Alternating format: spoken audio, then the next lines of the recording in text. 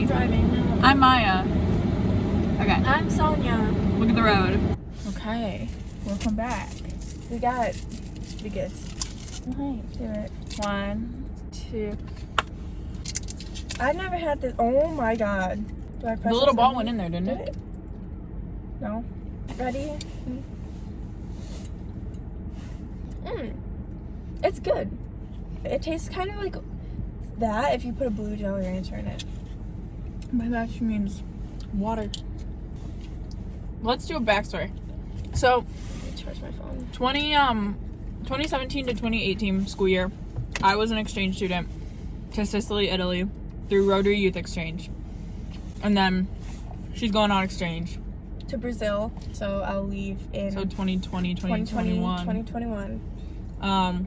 The 2019 second semester, so like after January, I worked as an au pair and studied Spanish in Madrid, Spain for a few months. And now I go to college in France. So, you know, just been everywhere.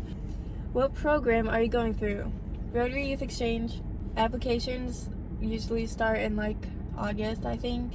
It's like a 3-year process, so like the application and like preparation process is like a full year, and then like you're on exchange for like about a year, and then like the year after you kind of like help inbounds and outbounds, I'd say. I was the first exchange student to leave from our district in a really, well, not our district, but like our club, because every little city, even if you're from like a minuscule city, probably has a Rotary club full of old people. Oh yeah. They have a great exchange program, like just nobody knows what it is. Oh, most of the private companies are a lot more expensive, but Rotary is the cheapest we found. Rotary is definitely the cheapest, and I think it's probably because they make you do the most on top of it. I also think in part because they're so well known, like the Rotary organization in general is so well known, it probably also like looks the best on like college applications and resumes and stuff like that. Okay, so the next question is how to convince your parents to let you go on exchange. You're gonna answer this one because I really didn't have to, because I'm the second kid.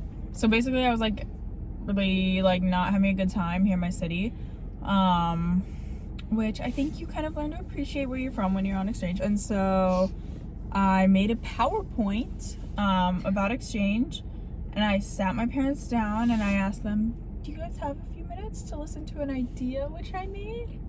And they're like, oh Lord, what is she about to do? And I didn't even have to use my PowerPoint. My dad was like, that's a great idea. Something else that I wanted to discuss is kind of like on the basis of how you'll feel through something else that I want to discuss is like the basis of how you'll feel while you're an exchange student. This varies for everybody. So something that Rotary kind of taught us is like, oh my gosh, okay, when you get there, like the first couple months, you're gonna have like the best time ever because it's gonna be vacation and you're gonna take pictures of everything, and it's gonna go like this. And then like during your 3rd month, you're gonna realize, I still don't speak this language. What am I doing? And then you're gonna slowly start to descend. Like, I have no friends, and then you'll be like, oh, some of this city is not good.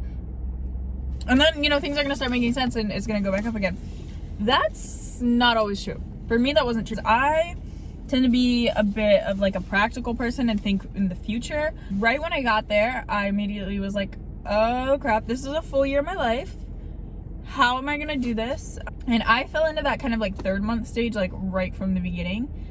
And I think that happens to several people. They just don't talk about it like that. A friend gave me like just a really good, really simple kind of tip the other day. And she just told me that she goes into situations thinking about how to make the best of them. And even if it's failing, she will still like fight tooth and nail to make something work.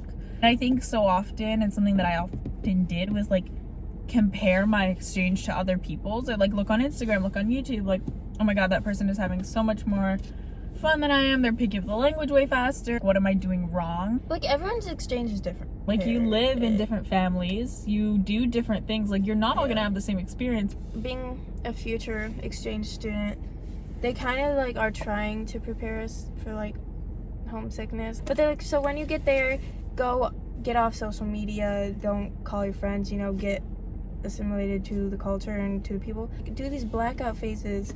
I don't know if they work yet, so I feel like that's gonna be really hard for me because I'm just gonna want to like send things to my friends. What's your opinion on them? Yeah, I think that was something that they recommended for me as well. Those blackout phases, and I know the people who did them truly, it really help them, because what it does for you is it acclimates you to no longer want to tell your mom, your best friend, your sister, whatever, when something amazing and beautiful and perfect happens. You find somebody where you are to tell those things to. These girls are Also, watching us film. It's probably good for your parents.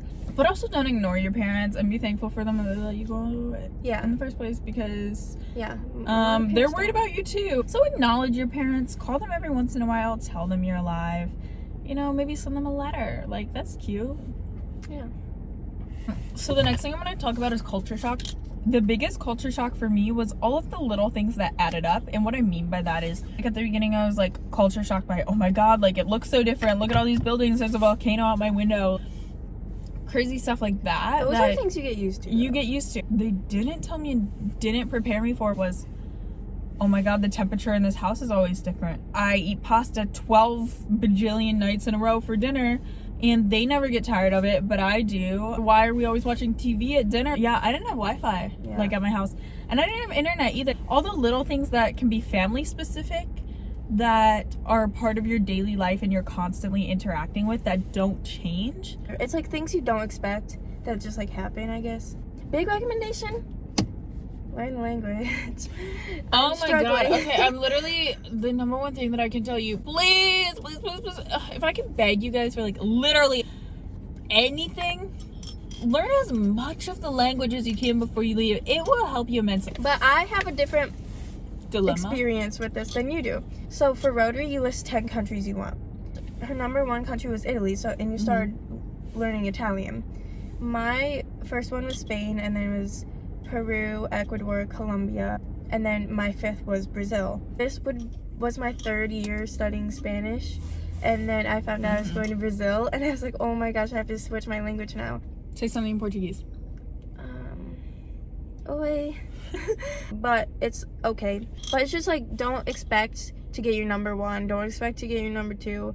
I got number 5. And sometimes you'll be studying that language and then they'll switch it on you, and you gotta adapt quickly.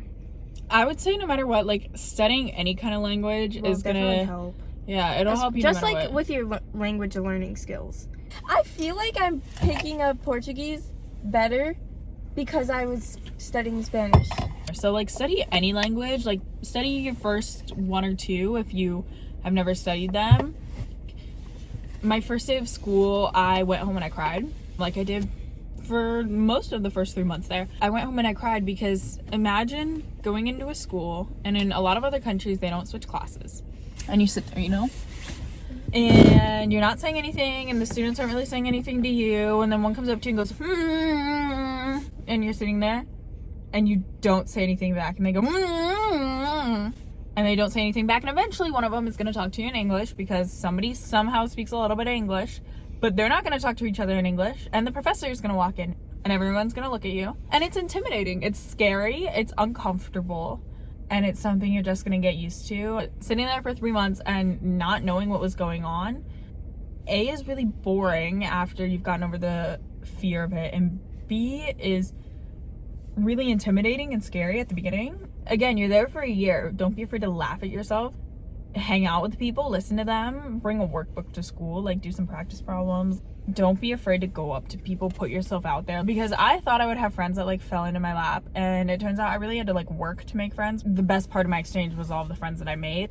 They made my experience, but I had to put in the work at the beginning to make friends. I think 9 times out of 10, people don't mean to not include you. You just have to include yourself. Yeah. You have to do it for yourself, which for me, it's definitely something hard, but I gotta do it. Everybody loves a good exchange student. Like, people are just generally nicer to the exchange students. They're friendly with them, or they just kind of like acknowledge their presence and don't bother them. Okay, so here's a little advice to you, Sonia, and to all of you future exchange students.